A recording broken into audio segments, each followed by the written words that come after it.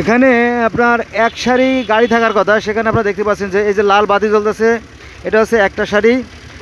তারপরে আমরা যে সারিতে আছি এটা দুটো সারি। তারপরে আমার বাম পাশে আছে ভ্যানের একটা সারি, তিনটে সারি। তারপরে আরও দুইটা সারি আছে দেখতে পাচ্ছেন, হ্যাঁ, কাপড়ের। 1 2 3 4 5 6টা সারি। যেখানে একটা সারি গাড়ি যাওয়ার কথা সেখানে 6টা সারি হয়ে গেছে। অথচ এই দোকানগুলো আমরা অনায়াসেই, কিন্তু আশেপাশে অনেক মাঠ আছে যেখানে এদেরকে আমরা স্থানান্তরিত করতে পারতাম।